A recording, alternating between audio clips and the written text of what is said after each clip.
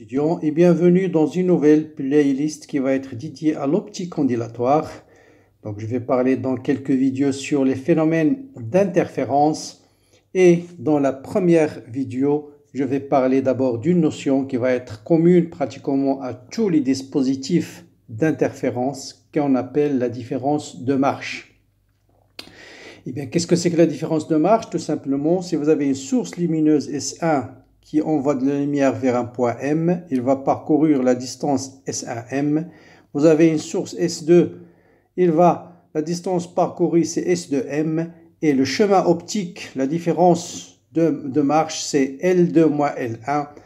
Et dans le cas où l'indice de réfraction de l'air est égal à L1 à N1, le chemin optique c'est la distance géométrique. Autrement dit, la différence de marche, c'est tout simplement la différence entre la distance parcourue par la lumière entre S2M et S1M. Et cette notion-là de différence de marche va jouer un rôle important dans les phénomènes d'interférence.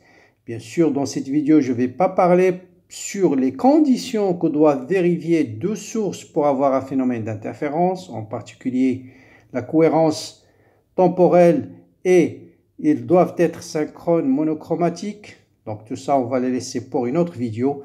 Supposons que toutes ces conditions sont vérifiées, quelle est la différence de marche entre deux sources secondaires, deux sources S1 et S2 qui envoient de la lumière vers un point M quelconque d'un écran?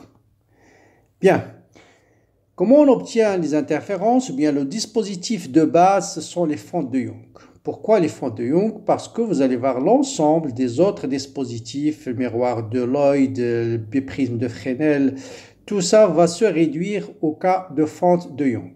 Donc, qu'est-ce que c'est que ce dispositif? On va le représenter d'une façon simple. Ce sont des fentes, des interférences qu'on appelle d'interférences par division de francs d'onde. Pourquoi? Parce qu'en général, vous avez une source primaire qui envoie de la lumière. Les francs d'onde sont des cercles, des francs d'onde circulaires. Ensuite, on va percer deux trous symétriques par rapport à la source primaire. Donc ça, c'est le franc d'onde primaire. Franc d'onde primaire. Ensuite, ça va donner deux francs d'onde. Chaque source va donner des francs d'onde, des ondes circulaires. Et dans une région de l'espace, ces francs d'onde vont chevaucher. Donc, vous allez avoir lumière qui provient de S1 va s'ajouter à la lumière qui provient de S2. Et si les sources vérifient les conditions d'interférence, on va avoir des franges sombres et des franges claires sur la région où les deux francs d'onde se chevauchent, c'est-à-dire ce qu'on appelle région d'interférence. Région d'interférence.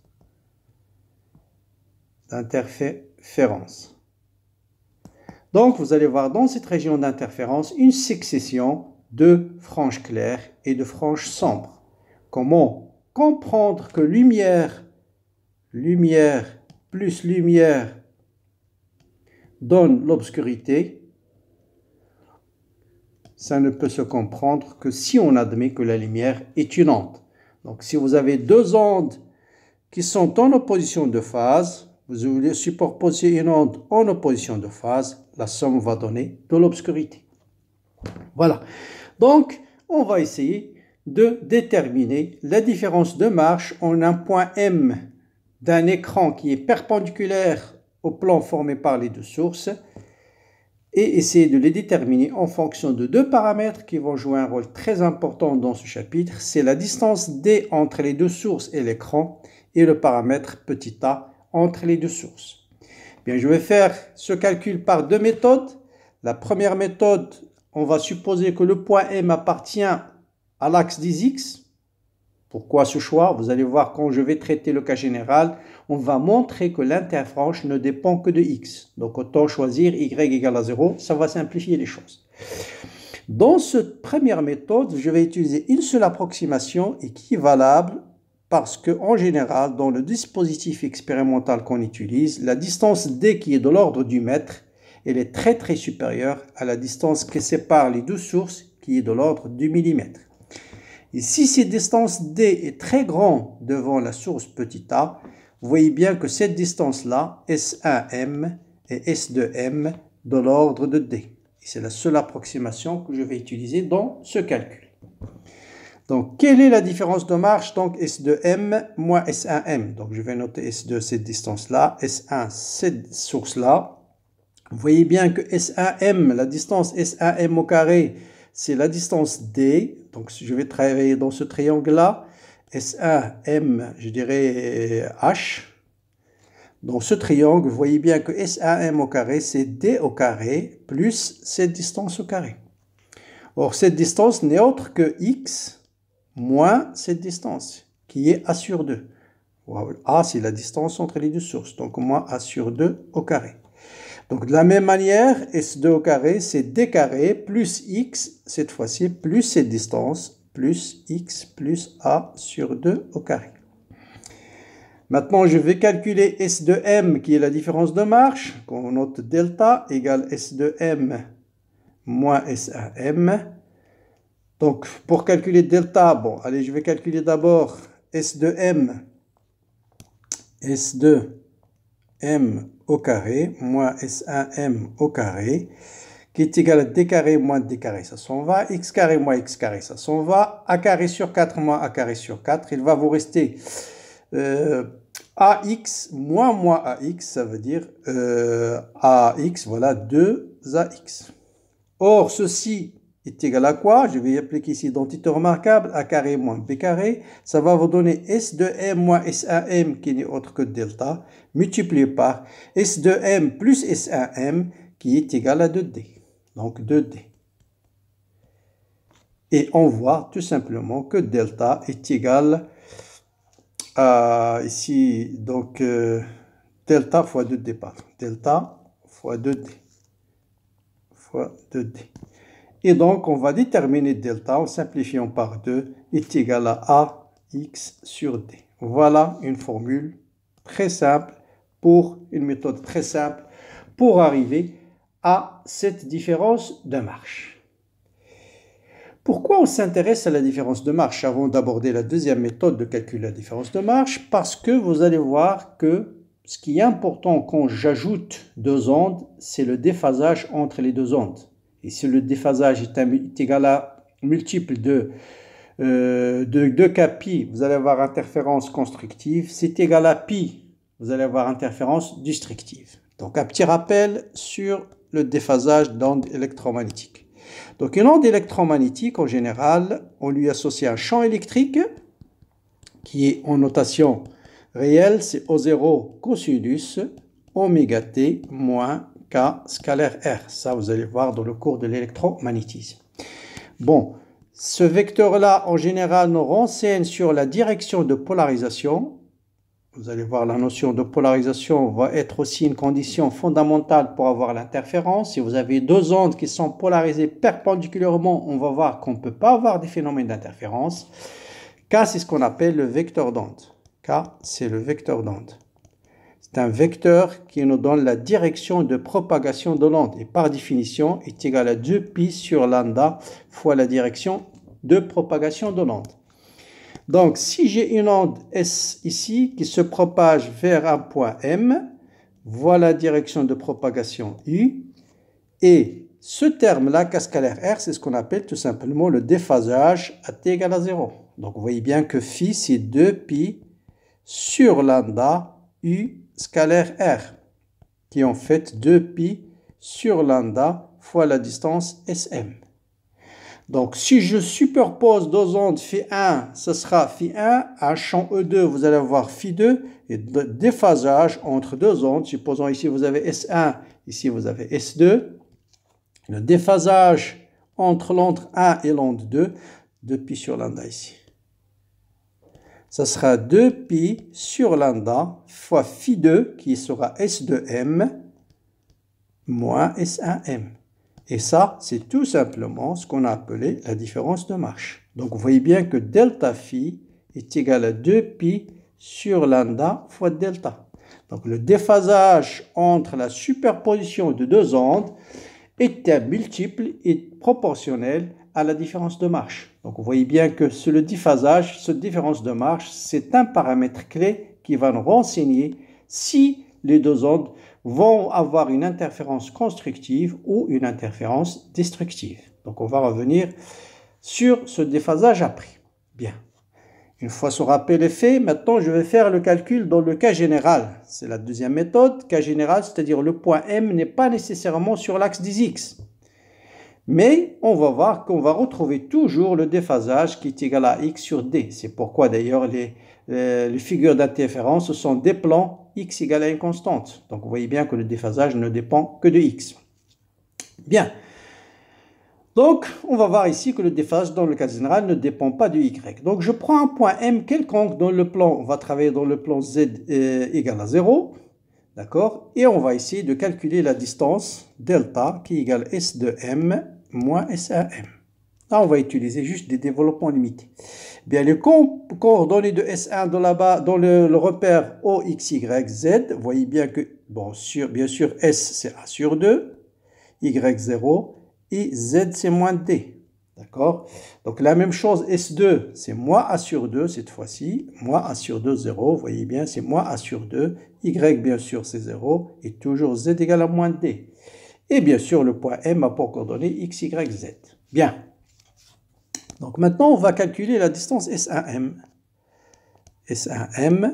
Bon, vous connaissez les coordonnées de M. Donc ce sera les coordonnées de M moins les coordonnées de S1.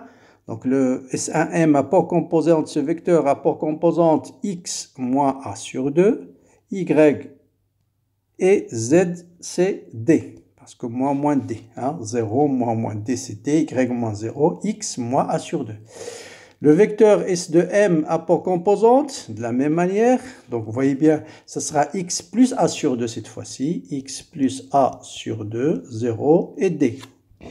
La distance S1M donc, peut se calculer si racine carrée de ce terme x moins a sur 2 au carré plus y carré plus d carré.